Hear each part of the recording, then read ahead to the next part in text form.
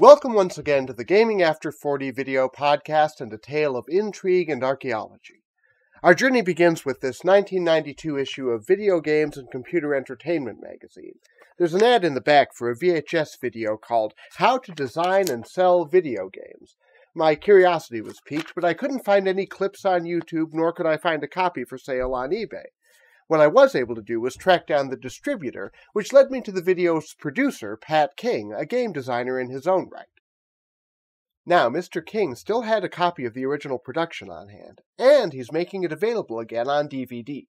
Full disclosure time, it's initially being marketed through our sister company, Off-World Marketing, for $14.95 down from $39.95 in 1992 dollars. He also agreed to tell us a little bit about the origins of the video and share some anecdotes about his days in the early video game industry. A full transcript of the interview will be available at the Gaming After 40 blog. I'll share some audio clips here. Pat King entered the video game industry in the early 80s and designed such titles as Web Wars for the Vectrex and Atari 2600 titles Raft Rider and Piece of Cake. Piece of Cake was a very interesting game. Piece of Cake began as a game. If you went to the zoo, if you sat outside it, you'd watch these people. They'd go in with their kids in their strollers, and then you'd see them come out the other side in the worst mood because the monkeys would just sit up there and take their feces. It was one of my game ideas, and they were so desperate that they said, that's fine, great, we'll go with that one. They said, we can't really be that. We'll call it like Factory. It'll be a game where people make something instead of that. After the crash, he started making documentaries, which led to How to Design and Sell Video Games in 1992. Here's the man himself in an unidentified California arcade. The video is broken into chapters. Game aficionados are sure to recognize the legendary Chris Crawford and former Electronic Games magazine editors Bill Kunkel with an amazing late 80s hairdo and the ever-vibrant Arnie Katz. Which describes in a very upbeat and exciting manner. Some of the information is outdated. The average computer game right now takes about $250,000 to build. But the video includes fascinating looks at the development technology of the day. I have an Apple II GS.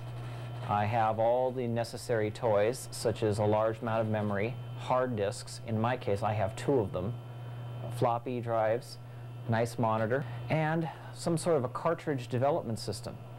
In this one here, I'm using what's called a Sluggo 3. And then, of course, what you can get, your mom and dad can get you, is a Super Nintendo. And the game design advice rings true in any era. There has to be a picture in your head of what the player will be seeing. You define here's what the sprite looks like and here's what the background looks like. Plus the ability to express your ideas.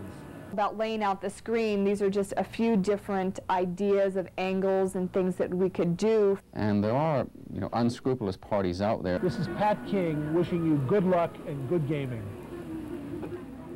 You couldn't sell a game like Monopoly, even today or even in those days, because it takes too long to explain how to do it. You had to be able to walk up to it like a video game and look at it, put a quarter in, and just start playing intuitively and figure it out as you went along and have a good experience the first time you touched it without reading the book.